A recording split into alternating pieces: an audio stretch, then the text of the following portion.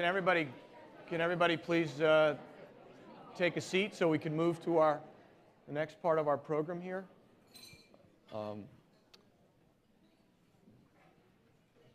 a minute. Everybody just pour a cup of coffee and settle back. Thank you again for being with us here. We're going to move to the second phase of what we set out to do here. I think the governor did a very good job of teeing up the context of this, and I think in the course of his remarks, kept coming back to this notion that we've got to get a layer deeper here. We can talk about this on the policy issue. We can talk about it as a jobs issue. There are some abstractions to that, particularly for younger people. That's the top-down way of looking at this. I think now we've got some great folks with us here who can try to help us explore the bottom-up question. And it comes down to, ultimately teaching in the classroom and also inspiring through role models. And we have brought together a collection of folks here who I think can speak to all of those issues. You can see in the program there detailed biographies. Each of these are extremely accomplished people. But let me quickly sort of try to set the stage here. Anousheh Ansari, who is the first private woman in space, it's probably all you need to say, but is an entrepreneur in multiple technology areas, successful entrepreneur, I think, by definition, feels like a role model to me. So we work from there. Paul Powell is running a very successful charter school in New York, comes up through the teaching ranks, mathematics teaching, is in the classroom. Mark Echo is an extremely well-known designer who has used technology as a key part of his creations, and I think, again, fits in the role model world for John Engler saying his daughter really isn't interested in math, she's interested in fashion. Well, I wish we could have her here today, but I think that would be great. Linda Rosen, also a former math teacher, we're laden with math teachers here, which is a good thing, runs Change the Equation, which is a group of corporate entities that has come together to try to deal with some of the problems that the governor set out, creating some scale, creating some best practices. Felice Frankel is a professor at MIT, also in the role model category, does terrific research and work particularly in the use of photography in technology. Tom Luce is, as Becca Gould said at the beginning, one of the founding board members of Dell Computers, has taken his talents to establish and run the National Math Science Initiative. If you see in your packet, there's some terrific research that they've done in terms of trying to identify the demographics of what we're dealing with, and also with some very specific programs in schools, in Texas in particular, which I'd like Tom to talk about a little bit, to really get specific results out of individual schools. And Scott Baldridge, professor at LSU, proponent of math education and trying to make math more creative and rigorous, Singapore math being the kind of catchphrase of some of the books that Scott has written and have become very influential. So I think we've got all the parts of the discussion here, and I'm going to try to move it around a little bit and get folks to address some of these issues and hopefully interact with each other, and then we'll take some time to get your questions as we go forward. But I want to start with Tom, because we had a conversation a number of months ago when we started looking at this, Tom, and you said something that just stuck in my mind as an absolute cornerstone here, which is, how do you inspire? What you have to do is figure out a way to inspire young people to move in this direction. And where does that come from, and how do we get there? Well, 9 times out of 10, it comes from the teacher in the classroom. And I think particularly in the STEM field, one of our concepts that we emphasize so much is you can't teach what you don't know. And we need more STEM teachers who really have content knowledge. If a teacher in the STEM field doesn't have that content knowledge, they may be able to stay ahead of their student one day at a time, but they're not going to make their eyes light up. And I think it's really critical, and we're replicating a program nationally in 33 universities that emphasizes this concept. One of them is at LSU, that entering freshmen enter the College of Natural Sciences in math and graduate with the same BS any other student does, but also a teaching certificate. And they go into the classroom and teach. The data is overwhelming that, you know, we have a huge turnover problem among all teachers, but we don't among content-trained teachers. 80% of our graduates are still teaching 5 years later. Why? They have the same working conditions, same salaries, but they persist because they're good at what they do. And so I think that's critical. And, you know, John referred to this chart. It might be a good thing for everybody to look at in this as we talk about this, because it's targeted. If you look on your table, you see here a great quadrant that shows the number of students who have high interest and high readiness. These are the students that are succeeding today, but that's only 16%. Well, look at this quadrant: high interest, low readiness. So we don't have to worry about engaging those. What we have to worry about is getting them a good teacher. Then in the lower side, low interest, high readiness. There you have to focus on engagement. So I think we need to target segments of the population and really focus on what do we need to do and what are the proven programs that work. Can I just? Yeah, go ahead, Scott. Just as an example of the program, we have, at LSU, it's at University of Texas, it's called UTeach, and at LSU, it's called GoTeach. Spelled a particular Cajun way. Yeah, it's spelled Cajun, G-E-A-U-X, GoTeach. And we have seen phenomenal.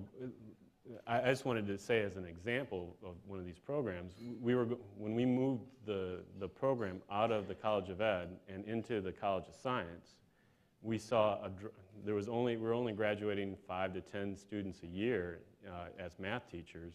When we pulled it over into the College of Science, that was the marketing tool. It jumped to 50. And it was basically, and we got better students because now they could see, if I went and became a mathematician, I could get that math degree. I also got the certificate. I'm going to be okay when I leave. Maybe I want to go on to graduate school in mathematics. Maybe I want to go into something else. And some of our students do that. But now they've got both. And just that one marketing, it's almost like a little marketing trick that spawned this huge interest. So all you marketing majors out there, you do still have a future just to definitely get jobs for the science majors. But so I want to stay on that theme of inspiration for a minute because I think it applies, and I'm going to ask anybody who feels willing to step up here. I can tell you what inspired me to get out of math and science, but that's a different story. Let me start, Mark, ask you, what inspired you in the math science world? Oh, I don't know that I looked at the potpourri of my education through the lens of, you know, math or science or any of these one vocations or one silos. I think one of the dilemmas in this conversation, and I think one of the other great avenues to deploy those marketing tricks that you relate to, is instead of having a conversation about STEM, having a conversation around STEAM. You know, I don't know if you guys have heard John Madia, president of Rhode Island School of Design, talking about science, technology, engineering, art, and math. And it's not what you make, it's how you make people feel. And I think as an onboarding mechanism to get young folks and a more diverse, broader group of folks contemplating the sciences, you could use artfulness in both how you present and how you onboard. Because to say making science cool is kind of like saying making Beyonce beautiful. We all know she's beautiful. It's like saying making Zuckerberg rich. We all know Mark Zuckerberg's rich. Right? Kids know and young people know science is sufficiently cool. I mean, we all saw Star Wars, right? The question is the content side of the house.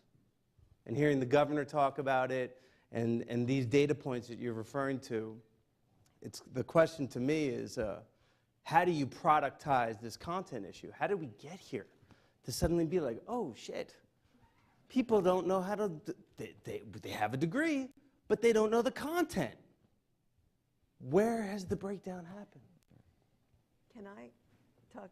Can I make? Yeah, please, Stella, I want you to, As please you're feel free to jump you're in. bringing in art. I'm not an artist. By the way, I'm not a professor. That we have to be formal. In academia, we have to be honest. So I'm not called a professor. We should say that. The whole notion of seeing is what I'm getting very granular in how I think, but it is how I became in love with science. It's about looking and seeing and realizing that every single thing around you is about science. You just don't know it's science. But the idea is to get us to look and see. And that's why when John was talking about bringing in art, I would prefer to bring in design because the artist has some agenda. But anyway, so for example, you see this bottle that I'm seeing that it has imprinted on it Saratoga in white. With my science background, what I am imagining is that how did they print that? How did they technically get that print on the bottle? And does that have something to do with the way we are now printing cells on substrates to create tissues, which we are doing all over now? You scientists and I hope policymakers know that we are creating organs on substrates by printing. There is a connection between what we see around us and what is happening in the laboratory. My focus is to get young people to look, to draw, very low tech, by the way, to make pictures, to ask questions about what they're looking at. And at the same time, bringing in designers, this is, and I'll stop in a second, but this is very exciting for us. We've developed workshops where we have science students and design students working together to make representations of scientific concepts. Can you imagine the small group of the science students teaching the design students and the design students teaching the science students of how to visually communicate what the science is? This is a way of engaging each other, in not only engaging people in different disciplines, but engaging each other from different cultures. It's in pictures. It's in that language where we could talk together. I'll stop. Yeah, Linda, please. I hesitate to talk from anecdote, but let me at least start with an anecdote. I'm about to display my age, but when Sputnik went up and the federal government put a lot of money into new curriculum in science and math, because we got to beat the Russians, many of these programs were piloted, and I was in a pilot new math course, 7th grade. I walked in the first day. Now, it's true they violated all the rules of educational research. We were handpicked. We were the kids who were at the very top of our class in 6th grade. But apart from that, I walked in the first day of school, and the teacher was teaching us binary numbers. She blew my mind when she showed me that 1 plus 1 actually equaled what looked like 1, 0. And I understood it completely.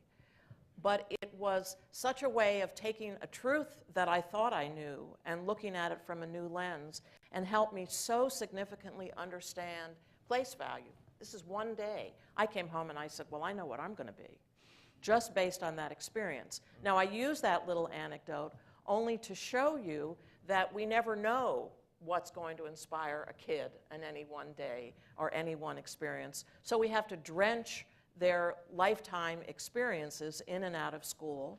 We have far too little time on science, in particular, in elementary school, partly as fallout from No Child Left Behind focus on mathematics, though that's very important, and English language arts. We have teachers, as we've talked about, the really important role of teachers. We heard earlier about guidance counselors who are not often sufficiently well-versed in the fact that most every career that pays a living wage requires scientific and numerical literacy. Just about every single job that there is. So you don't have to think of yourself as a chemist or a biologist or a physicist or a mathematician, looking at my colleagues here. But in fact, most everything requires that you have that deep knowledge.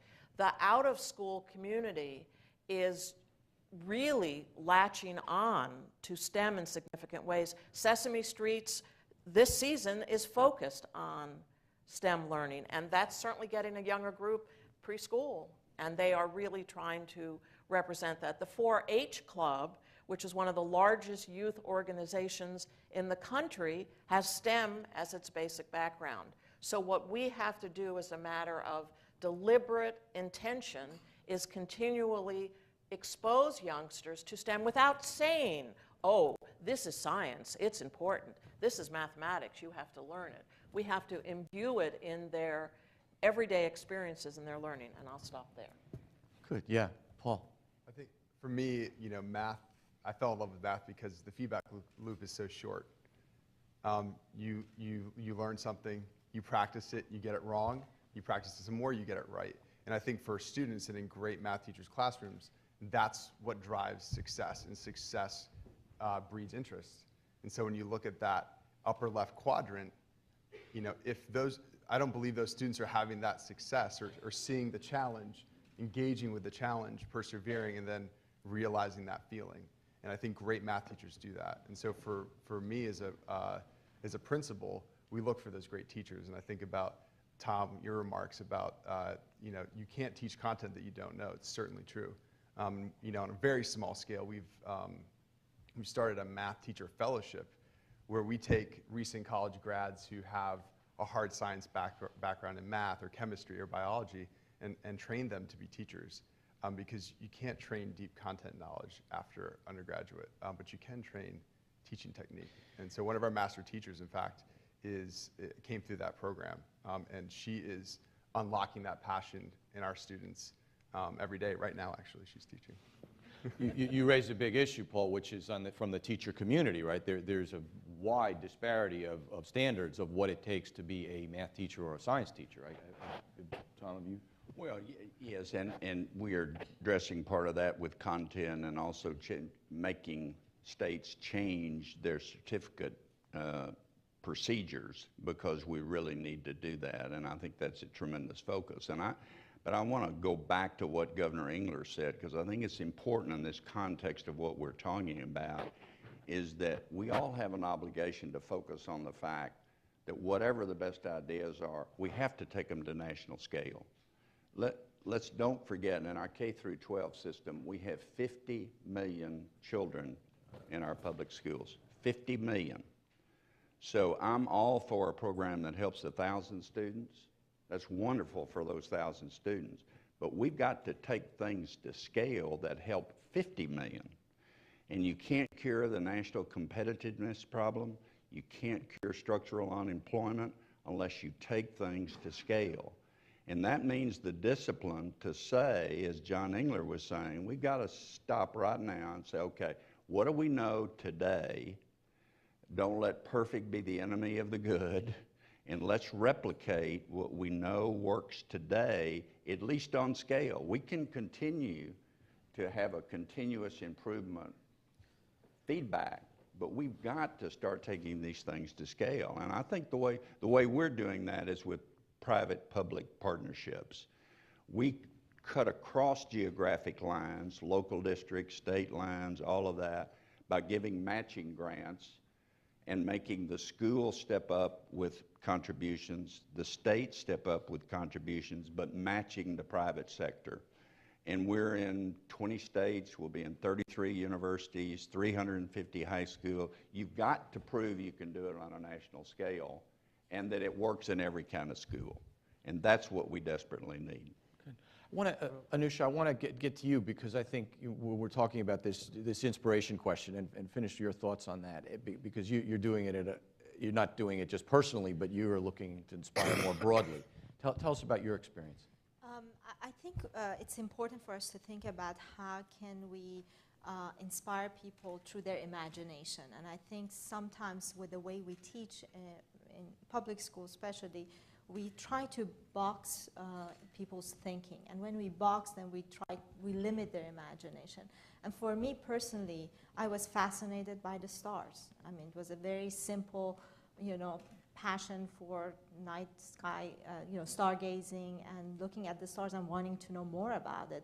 And in order to know more about it, I had to ask questions, learn more about what they are, and that's how my interest in math and science started.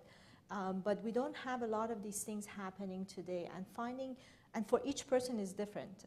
So we have to find different topics and bring those to the classroom or take the students out of the classroom in different environments to expose them to many things. And for each person, their imagination and their interest may be sparked by different things. In order to get them going, I think we need to start in middle school.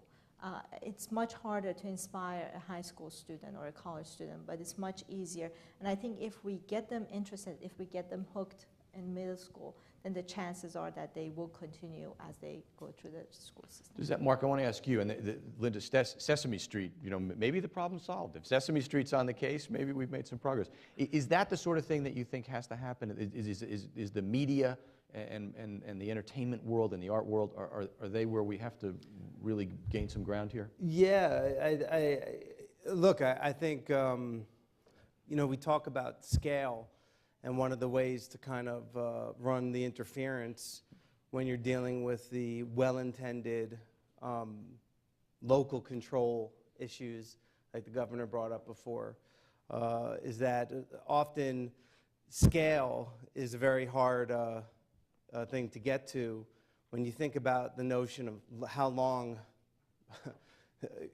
we use data to prove that something is effective, right? In the educational sector, I've heard people say, well, we have the data.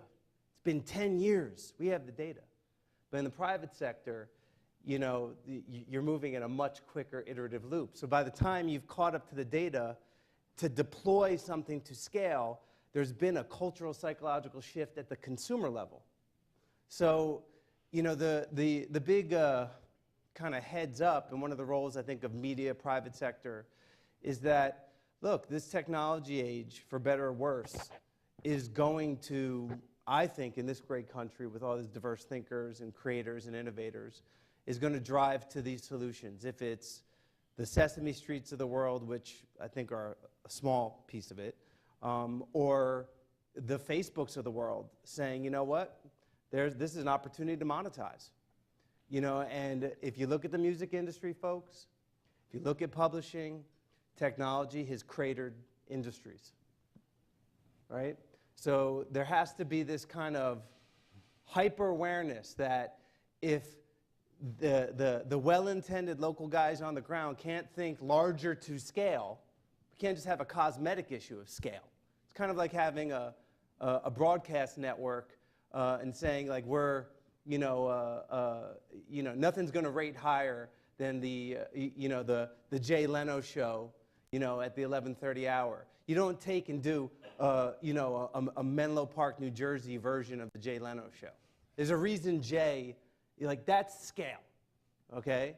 And I think, the private sector will challenge this. We're not talking about local people taking things to scale. What we're talking about is corporations focusing and philanthropy focusing on. There's been a lot of that over the last finding years. local programs there's been a lot of that that go to national.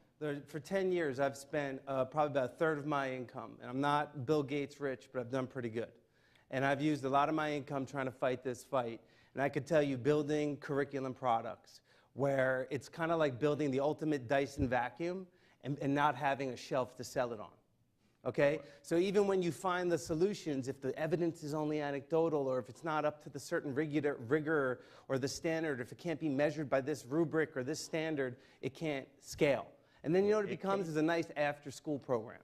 Well, but we're scaling today in producing first-year results that are 85% increases in states very diverse, some of them heavily union, some not heavily union, and we're scaling in 1 year. Yeah. And you can do that. We're saying the same thing here, but Yeah. to be clear, the point I'm trying to articulate is that philanthropy and private sector, there's only so much tolerance they have to keep banging their head in the wall over and over again.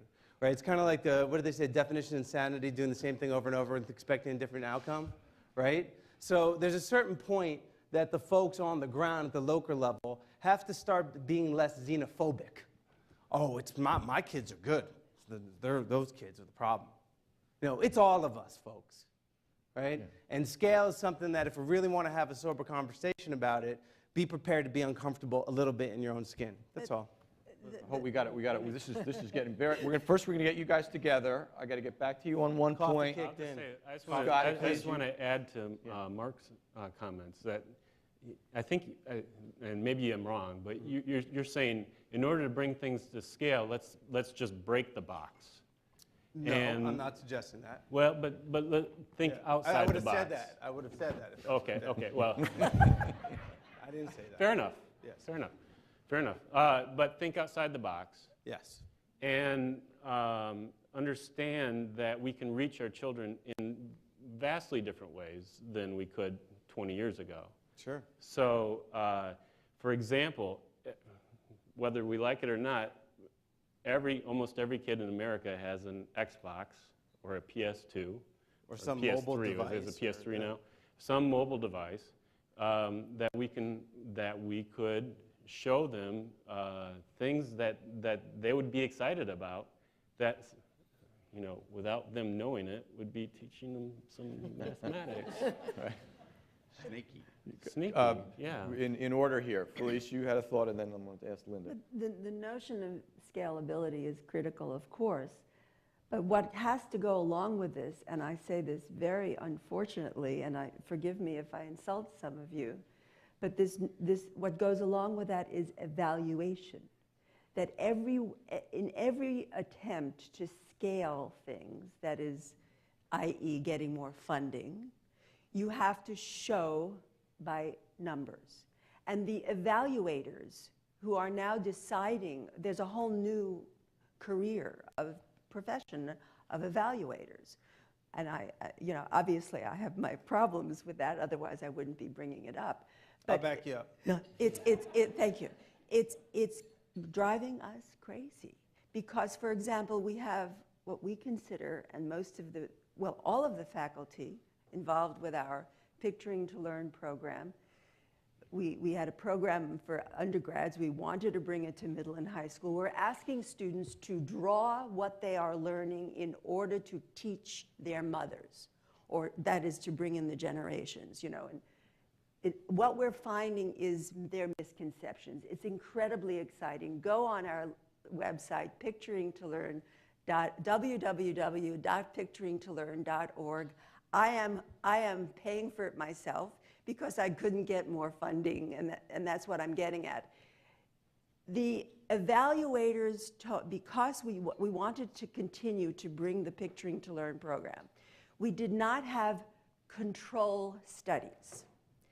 Why didn't we have control studies? Because the faculty, the teachers, wanted to bring this program into the classroom. They didn't want to have a group without the intervention. I'm learning all this language, I'm not a cognitive psychologist.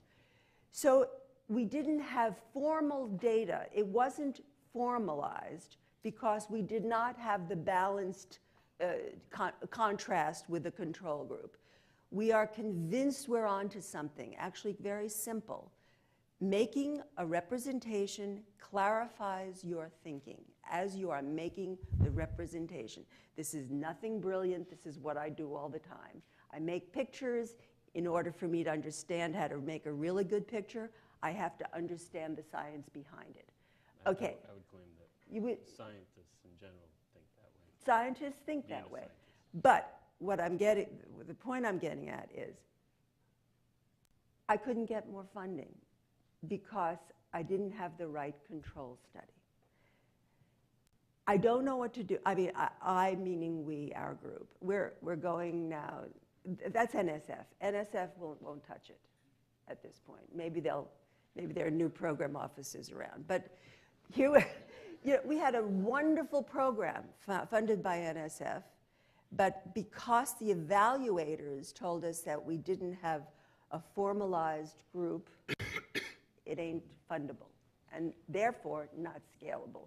What do we do about evaluation?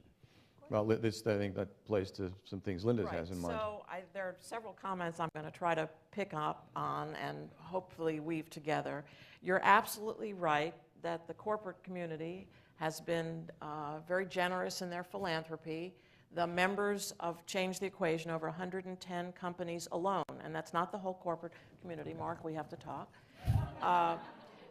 invest well north of $500 million a year in pre-K-12 STEM learning. In school, it's mostly math and science. Out of school, it's more STEM related.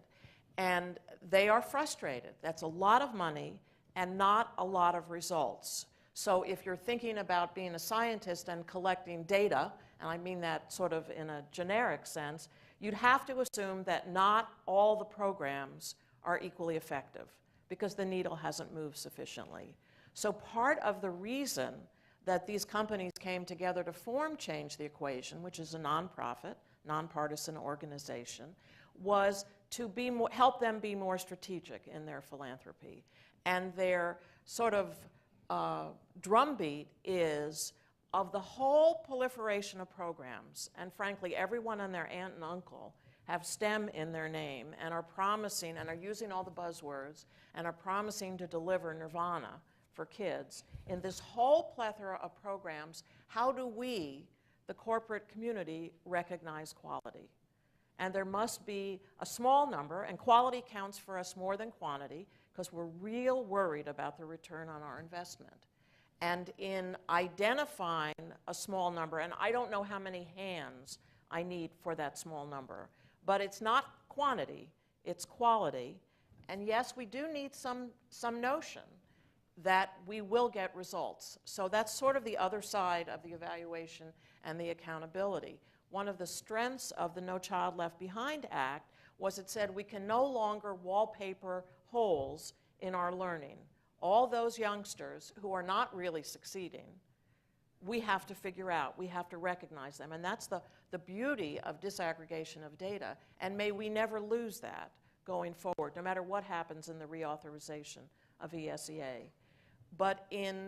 So I think we do need to assure any investment, public or private, that there's a high likelihood that it's going to be effective, because we have such a long history of not. And the only other thing I would say, it seems to me that the other thing the corporate community does need to do is use its sense on R&D. And that is, you are not doing good R&D unless some of your ideas end up in the trash can. So I think a portion of a philanthropic portfolio has to be out of the box, out of the universe. Mark introduced himself as from Mars, has to come from Mars. Anousheh, you've been to Mars, so you can, you can comment. I wish. I'd like to also pick on what Mark said and agree with him. We definitely have lots of programs with data showing that they're very successful. But still, even the ones that are successful and have all the data, they are not being, they can't grow to scale. There's not an acceptance. No marketplace. No marketplace for it. And then, you know, they get frustrated after a while. It's like, I've been banging my head. I can show the data. It's been successful. It's being run in 5 schools. But it cannot go beyond that. And that's the problem we need to solve. And it has nothing to do with the teachers or the student. It has to do with the way we run things. And going back also to what he talked about, by the time the program is implemented and it's working, we have all the data, it may be 10 years. We now live in exponential times. Things move very rapidly. They change rapidly. The tools that they use to teach math, for example, can be improved 10 times, if not more, after 10 years. So there's an obsolescence that comes with it if we take this tactic of using 10 years in order to approve anything, to even consider it, to taking it scale. Paul, we need to change. Mark and Anousheh, both in the private sector, both making that point that things are moving very fast out there. How does that translate to the classroom for you? Well, that's exactly why we need different teaching tools, because by the time a college student graduates, 1/3 of the information they've studied is obsolete. So we cannot continue teaching people the same way we taught before. We cannot use textbooks and old methods of teaching. We need to get more interactive. We need to have up-to-date data coming into the classroom real time. We can't rely on old material and just continue teaching the same material from 10 years ago. Paul, then I want to ask Scott on that, because they're in the classroom experience. Do you feel that pressure? Do you think there's a problem there? For us in Uncommon Schools, R&D for us looks like finding our best teachers, studying them, videotaping them, interviewing them, talking to them, and then creating professional development on very narrowly focused objectives that allows us to then turn that around to take a novice teacher or even a good teacher and make them great. And what we're finding is that there isn't a secret sauce to, there's no secret recipe. You're not born a teacher, but there are discrete skills that master teachers use that more novice teachers can learn. And so I'd say that that's the R&D that we're doing, and I think it's scalable. I think it's hard, though, because it's different than my training looked when I was a master's candidate in education, and I think it's different than a lot of our programs look. Well, you raised an interesting point. I mean, you come out of a Teach for America background. This issue of scalability is a big one that's out there. I don't know if anyone's read Steve Brill's book on which is interesting, and Steve does a very interesting narrative through the New York City school system, and he's somewhat critical of Randy Weingarten, who's the head of AFT. He's a big player in that. But by the end of the book, he's kind of come full circle, and he says he's come to the conclusion that you can't do this without teachers' unions. You cannot get the scale of quality teachers that, the great teachers that TFA is being able to produce. Do you think that is that the kind of scale we still have to have, a 3 million teacher union to succeed? I think we have great teachers, and I think we can learn from them, and I think we can share those out, and I think teachers want to be great. And I think it's easy to talk about what you need to do, but it's hard to implement from talk. But if you can watch a great teacher, and you can watch a 30-second clip of a great teacher describing breaking down a math content objective, a new teacher can say, I can do that. Yeah. And in fact, they can learn from that and turn it around. So I'd say that that's, to me, the key. We have those bright spots out there, and so our next step is how do we help train the teacher force at large. But Brian, there are policy levers that can do what Mark's talking about and what we're all talking about in scaling, and that is the federal government right now spreads most of their money out on formula. Every school gets X amount of dollars for every child in poverty, et cetera. We could instead say we're going to have a portion of our money go if you do these types of programs. In other words, we could incentivize schools to do what works. And so there are policy levers that can, if we just have the courage to do it. When I was in Washington, the Department of Education, we did a cabinet level study of all the math and science programs the federal government funded that was supposed to help STEM in K through 12. There were 129 programs. 126 had not been evaluated in any way. 3 had. Of those 3, 2 had produced negative results and 1 had produced positive results. And we were spending $3.5 billion a year. And that was a small drop in the bucket compared to the formula funding. So if we have the courage to step out and say, well, yes, we're going to give you more money if you do X, we'll give you more money if you hire a teacher who's content trained, you can produce scale. So it's not, I mean, my thesis is it's not impossible. It's hard, but it's not impossible. Scott, I wanted to get back to you on this teaching question.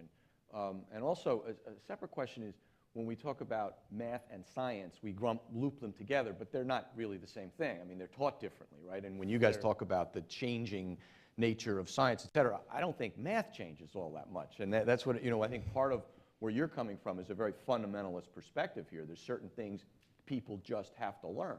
Well, in order to appreciate science, right. Math is the language by which science expresses itself. So you have to know math before you get to the science. Well, you have to know math before you can express it. Going back to the teaching, we did it's now in its 4th year project, and we've been doing things like that, what Paul is suggesting, where we try to imitate the best teachers, and we've you know, get our hands on everything. Teach Like a Champion is fantastic. You know, this books that help teachers internalize ideas about what it means to be good teaching. But one of the big bright spots for us was actually data collection. And one of the things that could be put to scale on a reasonable level is what do I mean by data collection? So what we did was our project literally turned into this big data center for the schools. They were helping the teachers administer quizzes every Thursday. We were helping grade those quizzes. We were giving feedback to the teachers based on, you know, 40% of your students were getting this problem wrong, so we really need for you to go after that problem again or that idea, and then turning it around and giving it back to the teachers in a very, it's the exact opposite of what we think of in terms of assessment, where we're going to just assess the whole school and, you know, put a big plus sign or a big minus sign. Here we're talking about relevant data right there, right at the fingertips for the teacher in a helpful way that helps them continue on with the profession. And that's been very, very helpful for the teachers. And that's something that we could very potentially make make available for a large number of teachers. I want to stay with you one more minute, Scott, because part of what you're talking about, particularly in math, is a pretty rigorous structure of people needing to learn this stuff. I mean, math is, you just learn it. I look at, you know, we look at some of the international competition examples, and, you know, you think of the Korean cram schools where the mother's got the kid by the collar and sending him Saturday morning, go learn your math, and you're going to go to an extra cram school on Tuesday. And we don't have that even in the culture here, right? No, yeah, that's a problem is that, for our is culture. that essential to learning something like a fundamental math? You need the mom and dad on board, and the nice thing is that most of the time moms and dads are, you know, they do have problems, but if you give them a chance to help their children, they rise to the challenge. The media can help on two issues that have to do with our culture, and that is... Don't get me involved. Okay, I understand. But number one, it is socially acceptable in this country to say, I cannot balance my checkbook. And it should not be socially acceptable to say you can't balance your checkbook. Nobody would say they can't read. They wouldn't come up to you and say, hey, I can't read. But we feel okay in saying we can't balance our checkbook. And number two, we also have to get across that we need a STEM literate population. We aren't just talking about mathematicians and scientists and artists. We're talking about, to hold a living wage job today, you must be STEM capable. And we must explain that to the parents.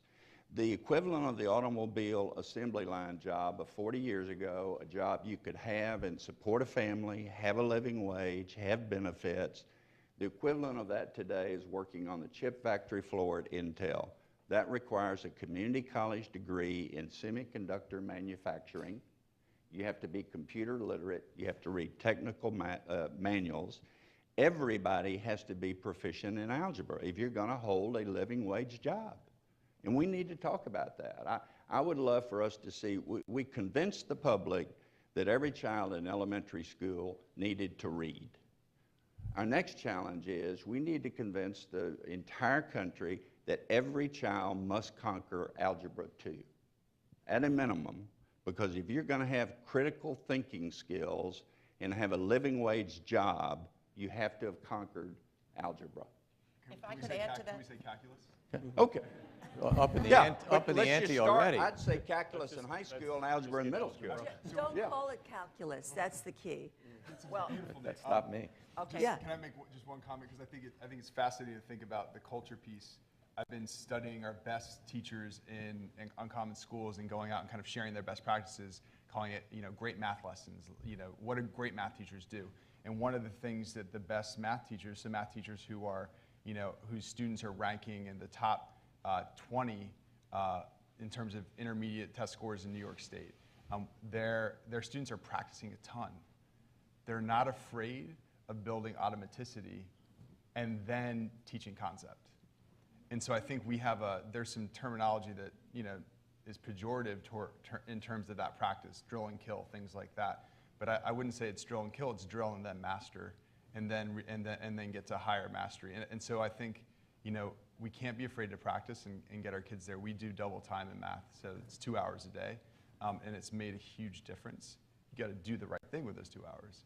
But I think that can go a long way in terms of, the balancing of the checkbook, but then what's beyond. Yeah. Linda. So there's research that came out just this summer that showed our cultural problem doesn't just happen when the adults are saying, I can't do math, or when those of us who can do math at a cocktail party happen to mention that's what our field is, and all of a sudden people find someone else to talk to, which has happened, I'm sure, to several folks in this room. But this research showed that girls as young as 2nd grade said, I don't do math, even when their scores were equivalent to or better than boys in the same class. So this whole issue of gender identity with mathematics, which we think of as the queen of the sciences, not the handmaiden of the sciences, 2 famous quotes about mathematics, starts really, really early. And we have to figure out a way to combat that. And I don't have an easy answer for that, but the researcher, Andrew Meltzoff from University of Washington, has a postdoc this October, going to Singapore, which is, of course, one of the countries that's beating our pants off in mathematics in particular. And when you go to Singapore and you say, do you think girls are good at math? And the answer, well, which girl? I mean, they have no generalization that it's a gender issue. It might be an individual issue. And what this research hopefully is going to begin to help us understand is that there are other cultures where this is not a belief, which is frankly pervasive in this country. I was at the White House yesterday for an announcement about a new NSF initiative trying to make the workplace friendlier, particularly for females, and a better work-life effectiveness balance. And 2 prominent females both acknowledged they were attorneys because they weren't very good in math and science. Wow. I'll leave it at that. We need more attorneys. I'm a reformed lawyer in my 11th step. So I want everybody else up here is a mathematician. So I just want to get, I want a full disclosure. But I'm in 11th step of the 12-step program. We'll get you there. We'll get you there. Anousheh, I wanted to get to you, and then I want to ask Mark a question. I actually have an answer for how we can change that. If Beyonce stands up and says, I'm great at math and I love math, it changes it. These are the images we portray in the media. It's not just the parents. A lot of parents are supportive of their girls studying STEM education. It's really the way media portrays people of math and science. They're always portrayed as nerds and geeks and people who have zero social life. Girls generally care about their social lives, and they think if I become a student, well, in a different way, but they think that if I become an engineer or computer scientist, or I will be wearing a white lab coat and sitting behind the computer all day long, and I will have zero social life. And that's the media, that's what media portrays, and I think media plays a huge role in changing that image. Yeah. And also, going back to the teachers, I think, with my background with the X Prize Foundation, I found that incentives work. And there are those teachers who want to do great things, and I've talked to them. They say, I want to use new material. The school will not allow me to use the new material. I have to go copy it on my own dime and use it in classroom or after classroom, or somehow fit it in without people noticing it. So they're fighting the system, even bringing good things, good material, updated material to the classroom. So we need to, first of all, incentivize those who are trying hard to make a difference, and also allow them to make that difference. We just create a lot of barriers for them instead. Mark, one of your competitors has a popular T-shirt that I saw someplace. It's a girl's T-shirt that says "Allergic to Algebra." It seems to be exactly the opposite way. But Who was the competitor? Look it up. Well, but probably they're not at your level of quality, believe me. Sure. But Of course. But you raised a point before that I wanted to get back to, and Anousheh too, is from the private sector. You used the word monetize. In these education gatherings, we almost never hear that word. Yeah. But it does have some pretty significant It's kind of funny resonance. that this being a STEM situation where, you know, you look at the Krebs cycle, everything about the Krebs cycle and the cycle of taking oxygen and carbon dioxide and just the biological cycle is all about monetizing and reusing, you know, even your waste. I mean, even our poo is used for the nitrates to break down dead matter. I don't understand why that same ecosystem isn't applied to the business of this industry. You know, it's interesting hearing you talk about the balance in the checkbooks. I'm with you. I think the way we figure that out, obviously, is get the Educational Testing Service to figure out a rubric for that, and maybe then we'd be figuring out how to balance our checkbooks as young people. And I'm obviously being a little bit snarky. The anecdote that you use, I'm just curious, when you videotape like the kind of alpha teacher, or really maybe beta, internally motivated teacher who's willing to get on video, is that an exercise that you guys came up with on your own in the field? I think we looked at great schools. What are great schools doing? Right. And they're using video, and I think the difference in, you know, Doug Lamab, who's our superintendent managing director, his work, you know, Teach Like a Champion, is there a secret sauce for teachers? How so he looked at this, and the difference, you know, his innovation was, let's take teachers and teaching footage and not watch half an hour. Sure. Let's watch game footage. Let's watch a 30-second clip of an isolated technique. Now, where did you graduate from university? Goucher College. And did they teach you that as a best practice? Did they express to you that PD would be? I was a math major. Okay. So I think the point that I'm trying to get at here is that if we're going to fix K through 12, we have to address this whole pedagogy issue from K through higher learning. I mean, how is it that we're telling kids you need to be college ready, sending them into a battlefield, knowing that the college might not very well prepare them? Like these are core issues around the product. I go back to the first thing that I said. It's a product. Okay? Steve Jobs didn't need any more data besides a $5 stock, you know, when he came back to Apple from Next Computers, to say, you know what, we better do something different because, you know, we're not going to be around here a year from now if we don't. And that's why they launched the iMac, the iPod, et cetera. That was their data point, okay? So at what point do we say, you know what, this issue has to be addressed from the core product. Why aren't we teaching kids to balance their checkbooks? Why is it that the ETS is testing or measuring to some other standard besides being gainfully employed? Because if the testing standard was to be gainfully employed, the curriculum would look a lot different. Wow. Mark, may I ask you something? And in no way am I putting you on the spot. I'm curious. Yes. Would you consider, you're wearing one of your designs, I'm sure. One of my watches. Yeah, or the diamond. Would you consider, would you or other manufacturers of fashion consider connecting, when you sell your diamond ring, would you consider? I don't sell this. Okay. It's a gift. Yeah. Only CZ. Got it. Strictly But CZ. No, kidding. to relate it to the material, to have a little card saying, Sure. And by the way, I this don't is know. a diamond, and this is how a diamond is. I launched a program about a decade ago called Sweat Equity Education, C, right? And that's what I'm feeling like a vibe here, right? Because I'm really into the power of the image as a way to onboard the word, okay? Yeah. And C has a lot of similar war stories that you are sharing with us in terms of building a product that got Pearson's funding. You know, kind folks from Pearson's Foundation. I met a woman today, and it was a different folks from the foundation, or Kellogg funding, and my own personal funding, me leveraging my relationships in the consumer product industry. The whole thesis was, we're going to onboard learning, okay, and these curriculum interventions around demystifying how product is made, right? Using a shoe and saying this is a last, and this is the midsole and an outsole. And why do you like Air Jordans? Could you design a Jordan? And then discovering and onboarding all these other pieces of curriculum and education, right? Great product,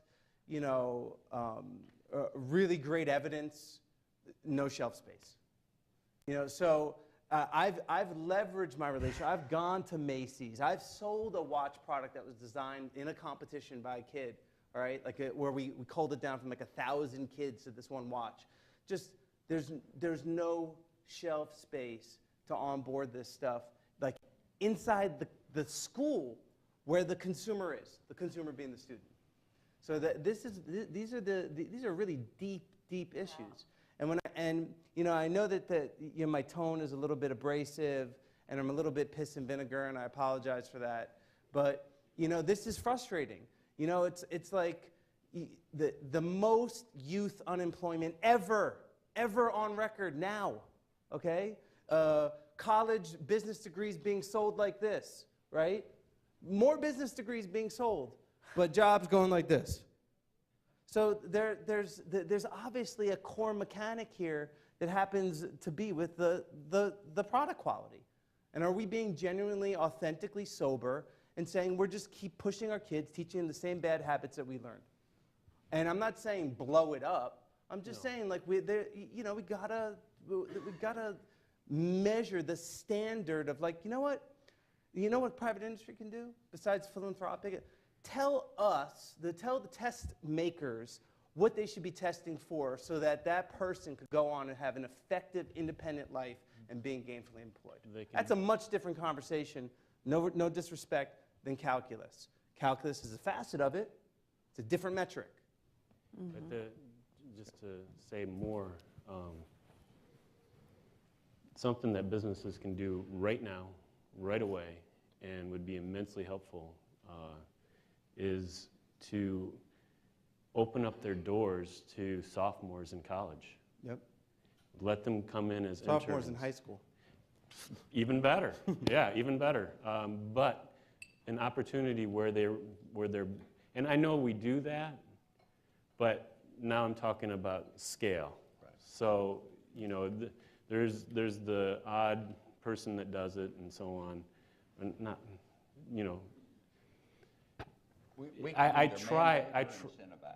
I'm teaching Calc 4, ordinary differential equations. On the first day, I asked my class, I said, how many here have been in an internship yet? And they looked at me like, what are you talking about? And I said, no one?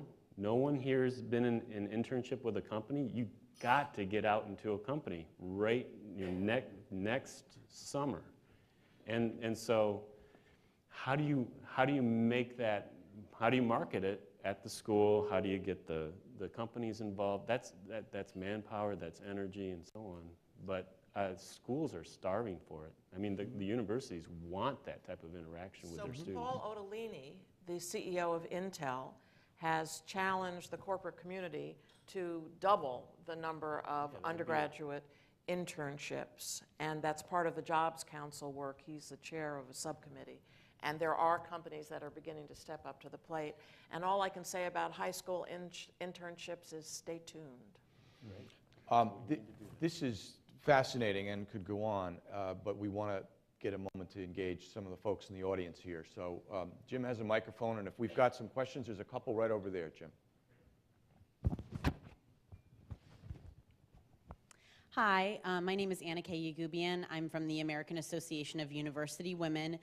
We put out a report in March of 2010 called Why So Few, and we'll be putting out another research report this spring about community colleges in STEM and what works and what is successful. And I still think, though, that there's a general attitude in the public about community colleges that doesn't look at them the same way as four-year institutions. And I was just curious about what your opinions might be about how to change that, and also about how to get industry more involved with community colleges to make that pipeline and sort of plug some of those leaks. So Thank I you. can take a first stab at that. The number of, and I don't have the exact statistics because we haven't managed, no one yet has managed to collect them. But for every engineer who's employed, there's like 2.3 engineering technicians. And for every chemist, there's maybe 3.1 chemical technicians. So in fact, if you're looking at the jobs market, there are many jobs that require either a 2-year degree or a series of certificates or a combination of 2-year degrees and certificates. And I would agree that the corporate community hasn't done a good enough job making clear that 2-year degrees are incredibly valuable and pay a very nice living wage. And I definitely agree that we need to do a better job. Some companies are really undertaking innovative ideas. So Dow Chemical, which is located in Michigan, has a relationship with Midland Community College. Governor, you can probably help fill in the details here.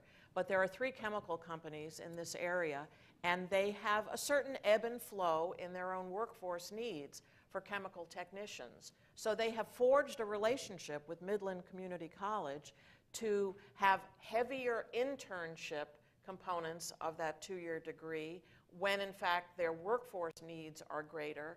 And it's a real coordinated public-private partnership that's making sure that what these companies need is in fact being generated.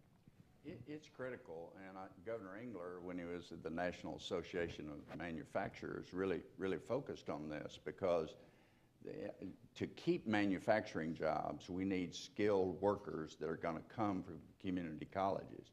But where it really works is where the company is actually giving the curriculum into the community college. You know, I used the reference of Intel. I mean, they literally created the semiconductor manufacturing curriculum, which they give to community colleges and say, these are the gainful employment skills we need to be able to hire a worker. And that's critical. And when every high school graduate is going to have to be, to get a certificate or a college, or 4-year college degree. It's one or the other, and that's what we've got to prepare students for. Okay. Question? Yeah, over there, Jim. Hi, my name is Chelsea Martinez, and I'm a former chemistry and math teacher working at OSTP at the White House. And I was interested because you made reference to the marketplace of ideas and the idea of the educational community not picking up on those. And I think maybe if any of you guys could comment on, Dr. Frankel mentioned students actually talking to their parents about what they learn. And those are 2 very different models of this marketplace of ideas being communicated to schools and students talking to their families. And I wonder if you could comment about the difference of the models of the marketplace and the models of creating a community in schools, and why you think there might be that disconnect between maybe teachers who feel like they are maybe even being marketed to rather than sought out as collaborators. Anybody got a thought on that? That's a complicated question. Yeah. It's an interesting question that does get to the whole parent-teacher responsibility here. Anousheh? I can start. I don't think you can say one is better than the other and one works better than the other, because it depends on the individual, it depends on the student, the school system, and the parents. You know, I think both are needed definitely for success. Parents have to be engaged, but to be honest with you, in most cases, sometimes parents don't have the right skills. They can just be encouraging, but they don't have the right skills to necessarily be that helpful to their kids, especially in the STEM education. They're willing to be cheerleaders, though, and that the school can engage them in that aspect. As far as the marketplace and getting the teachers engaged, I think the marketplace is ready, willing, and open to get the teachers engaged. I think what teachers face, except for a small group of teachers, they are overworked, have no time and no energy to extend into some of these programs. So that's why they feel sometimes they're being marketed to. And even when they're marketed to, they have no authority to buy the product because they're just told what to do. I think what's interesting is that there's this disconnect between like the real world and then the world of inside the schools, and in terms of the information outlets.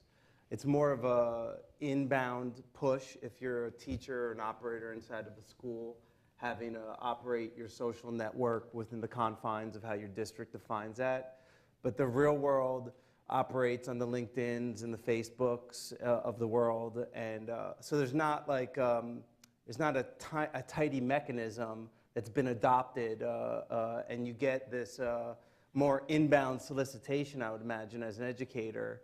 And if you even wanted to showcase and like, where is the marketplace to put it into, right? There's all the COPA rules with, which are good, you know, the government has. But it's going to be interesting what happens because Facebook announced a COPA compliant product that's going to create an ecosystem that has better governance so that these kind of professional conversations around PD stuff, where you have the triumvirate of student, teacher, parent, will start to happen, and hopefully a market will evolve for ideas in those situations. Good. We've got a couple more questions there. Yeah. Thank you. I feel like that when I was a geeky high school student, because I've been dying to ask this question for about 45 minutes. My name is Julie Staiano. I'm with the American Association for the Advancement of Science, and I'm really interested in the panelists' perspectives on whose responsibility it should be to define which are the products that should be taken forward and put on the shelf, so to speak, and then marketing those products. Is there a particular entity? Is it the government? Is it the corporate sector? Or what are the roles then of the various sectors in a perfect world, in your opinions? When you say products, do you mean physical products or education products? Education products, whether they be curricula or other ideas. Okay, ideas in general. Yes. Yeah. Okay, well, we'll be starting. So I think some regulated body needs to be involved in selecting a sort of like an FDA to approve a large set of products that can be marketed first. When they're marketed, I think the teachers can choose what products works for them, because they're going to be the ones delivering the product to the student. So I think they should be the ones choosing what product they want to use in the classroom. But if a teacher doesn't know what they don't know, and we found they shouldn't be teaching that subject. But they are teaching. Well, that's a different problem. Well, but it's all. This is why it's so complicated. Yeah, but it's I don't terrifying that there are science teachers teaching who have no clue what they're But if you pick a product and you give to the teacher who doesn't know how to teach it, you don't end up with a good result either. So I don't think you need to botch the game because you have teachers who shouldn't be teaching that subject to start with. I definitely think we need to work on how we can bring more content-aware teachers to the classroom. And there's ways to do that, but that's not one way. We've opened up a whole other line of inquiry here late in the game, and we're going to have to probably put that on another panel. Does anybody have a quick response to that? I think the notion of an education FDA of some sort is a pretty fascinating idea. It's a good idea. Real quick, anybody have another thought on that? Well, I could say that in a way an effort was made with the What Works Clearinghouse, and part of the dilemma, this was what, 7, 8, 9 years ago, I'm not exactly sure, is that so few programs were actually clearing that hurdle. So that was a form of the FDA. Our companies in our coalition have said, in a sense, we need help. And so they have created a set of principles and a scoring rubric, the rubric's an odd word to them, to help judge programs, and they have asked us to create a searchable database of effective programs. That process is just getting underway. It's, will all be visible on the website, and I'm finding that it's already changing the conversation because there are program developers who look at this and say, oh, I'm beginning to get what funders are interested in seeing and seeing how well they match that. But it's a work in progress, and frankly, if we come out with one version, it will always benefit from improvements. Scott, yeah. And just, on the horizon, the Common Core state standards in mathematics, for example, should provide a fertile, playing field. It will be, you know, they're the standards that 40 states have now adopted. This provides that background or that foundation upon which things like a Facebook or a clearinghouse could actually start to build upon, at least in mathematics, because before, if you wrote something for 3rd grade in Texas, that was it for Texas. Then you had to go to California. That would be a brand new thing in California. So by having this kind of one discussion about what will happen in 40 states or maybe more. Yeah, it's a great thought. Thank you, Scott. We're going to have to pause there. A very important consensus, I think, on some things and some really great thoughts here. We're going to ask for a wrap-up here. We're going to ask Marilyn Resnick from the AT&T Foundation to give us a couple of final thoughts and maybe sum this up for us. Thank you, and thank you, panel, for an interesting discussion this morning. AT&T has had a long and deep interest in STEM. That shouldn't be surprising, given the kind of company we are. The STEM disciplines are at the heart of our business. But as we've heard here this morning, these disciplines are going to be vital to every business, no matter the industry, no matter the size. So focusing on STEM education is particularly important at this time. There's also a growing sense of urgency in this country, particularly in the business community, to dramatically improve education here or risk falling further behind other nations.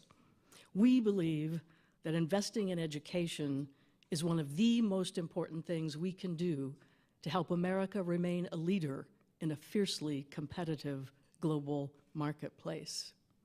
That education has to include STEM, not just for some kids, not just for the smartest kids, all kids. All students will need some level of STEM knowledge and skills to succeed. If we're going to reach that goal, one of the things we have to do is deliver that a message across America. That's what makes the U.S. News Initiative so exciting. U.S. News is a very powerful voice that can amplify the issues, the needs, the opportunities. They can expand this dialogue beyond the usual circle of friends represented here to reach millions of Americans, to raise awareness, to increase understanding, to indeed call this country to action, to advance the work we must all do to bring STEM education to all students. I want to thank U.S. News, and Brian, I particularly want to thank you. It's your passion, your commitment, and your leadership that has helped launch this very exciting endeavor. Thank you for letting us be a part of it. Thank you.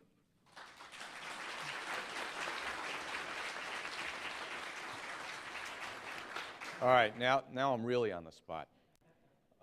Marilyn, thank you, and thank the folks from Dell, and I agree with you that these kinds of partnerships, the ability for us to bring together great companies, great talents, great minds, and many of the people who are represented here, I know, represent larger organizations that have great reach as well. We are committed to this issue. We think this is a really important space where we can play a role. By no means the only role. We do have that ability to bring people into our tent, as you can see this morning, and it makes us very happy to be able to do that and do what we can to project this. But we sure are not pretending to do this alone, and we will look forward to getting together with everyone here in various other things going forward. We're looking at some bigger events next year. Stay tuned for that. And some other partnerships that we're going to be able to put together to help this issue. So thank you all very much. I hope you enjoyed this panel as much as I did and learned something. Terrific people, great insights. Thank you.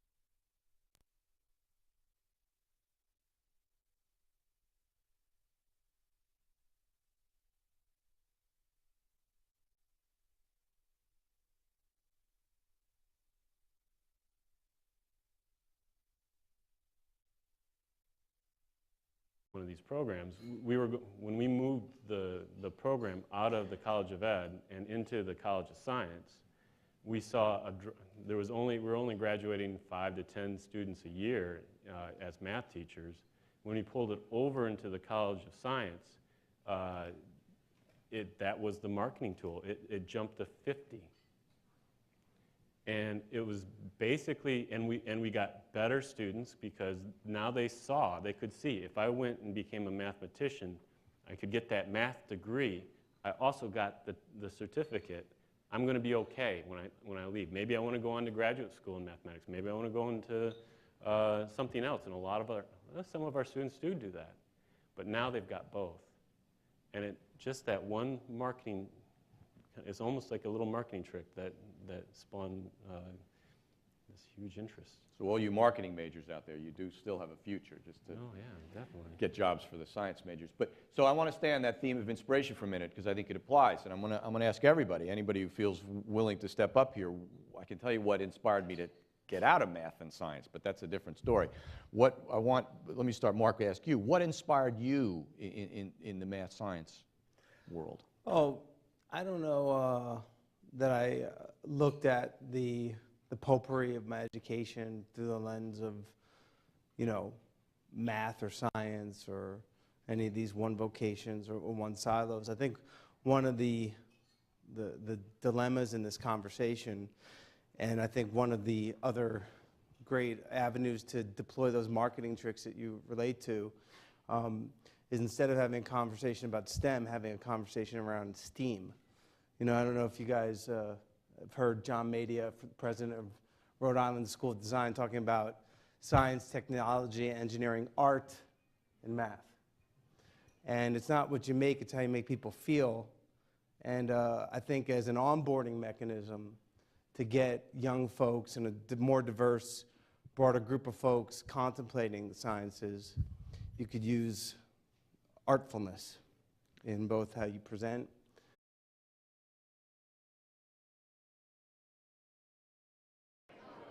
Can everybody please take a seat so we can move to the next part of our program here? Give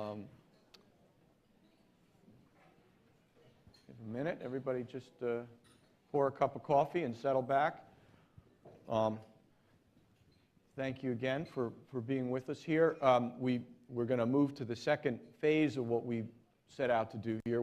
I think the governor did a very good job of teeing up the context of this, and I think in the course of his remarks, kept coming back to this notion that we've got to get a layer deeper here. We can talk about this on the policy issue. We can talk about it as a jobs issue. There are some abstractions to that, particularly for younger people. That's the top-down way of looking at this. I think now we've got some great folks with us here who can try to help us explore the bottom-up question. And it comes down to, ultimately teaching in the classroom and also inspiring through role models. And we have brought together a collection of folks here who I think can speak to all of those issues. You can see in the program there detailed biographies. Each of these are extremely accomplished people. But let me quickly sort of try to set the stage here. Anousheh Ansari, who is the first private woman in space, it's probably all you need to say, but is an entrepreneur in multiple technology areas, successful entrepreneur, I think, by definition, feels like a role model to me, so we work from there. Paul Powell is running a very successful charter school in New York, comes up through the teaching ranks, mathematics teaching, is in the classroom. Mark Echo is an extremely well-known designer who has used technology as a key part of his creations, and I think, again, fits in the role model world for John Engler saying his daughter really isn't interested in math, she's interested in fashion. Well, I wish we could have her here today, but I think that would be great. Linda Rosen, also a former math teacher. And how you onboard, because to say making science cool is kind of like saying making Beyonce beautiful. We all know she's beautiful. It's like saying making Zuckerberg rich. We all know Mark Zuckerberg's rich. Right? Kids know and young people know science is sufficiently cool. I mean, we all saw Star Wars, right? The question is the content side of the house. And hearing the governor talk about it and these data points that you're referring to, the question to me is, how do you productize this content issue? How did we get here to suddenly be like, oh, shit, people don't know how to, they have a degree, but they don't know the content. Where has the breakdown happened? Can I talk? Can I make? Yeah, please, Stella, I want you to, As please you're feel free to jump in. bringing in art. I'm not an artist. By the way, I'm not a professor. That we have to be formal.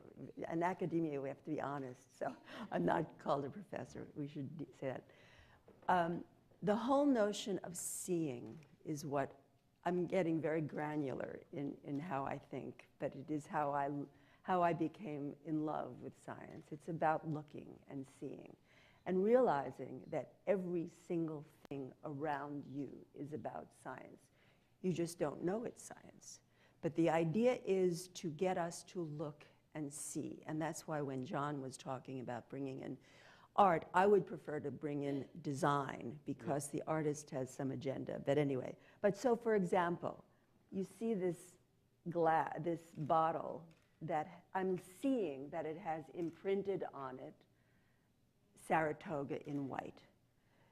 With my science background, what I am imagining is that how did they print that? How did they technically get that print on the bottle?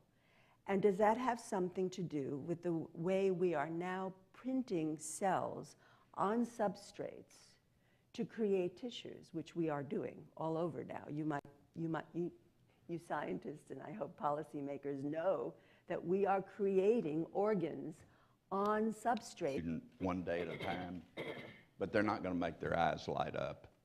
And I think it's really critical, and we're replicating a program nationally in 33 universities that emphasizes this concept. One of them is at LSU, that entering freshmen enter the College of Natural Sciences in math and graduate with the same BS any other student does, but also a teaching certificate. And they go into the classroom and teach. The data is overwhelming that, we have a huge turnover problem among all teachers, but we don't among content-trained teachers. 80% of our graduates are still teaching 5 years later. Why? They have the same working conditions, same salaries, but they persist because they're good at what they do. And so I think that's critical. And, John referred to this chart. It might be a good thing for everybody to look at in this as we talk about this because it's targeted. If you look on your table, you see here a great quadrant that shows the number of students who have high interest and high readiness. These are the students that are succeeding today, but that's only 16%. Well, look at this quadrant, high interest, low readiness. So we don't have to worry about engaging those. What we have to worry about is getting them a good teacher.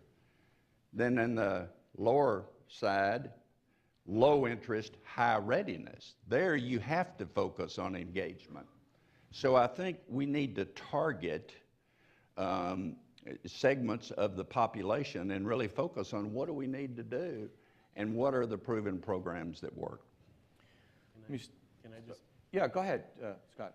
Just as an example of the program, we have, at LSU, at University of Texas, it's called UTeach, and at LSU, it's called GoTeach. Spelled a particular Cajun way. Yeah, it's spelled Cajun, G-E-A-U-X, GoTeach. And we have seen phenomenal, I just wanted to say as an example of... We're laden with math teachers here, which is a good thing. Runs Change the Equation, which is a group of corporate entities that has come together to try to deal with some of the problems that the governor set out, creating some scale, creating some best practices. Felice Frankel is a professor at MIT, also in the role model category, does terrific research and work particularly in the use of photography in technology. Tom Luce is, as Becca Gould said at the beginning, one of the founding board members of Dell Computers, has taken his talents to establish and run the National Math Science Initiative If you see in your packet, there's some terrific research that they've done in terms of trying to identify the demographics of what we're dealing with, and also with some very specific programs in schools, in Texas in particular, which I'd like Tom to talk about a little bit, to really get specific results out of individual schools.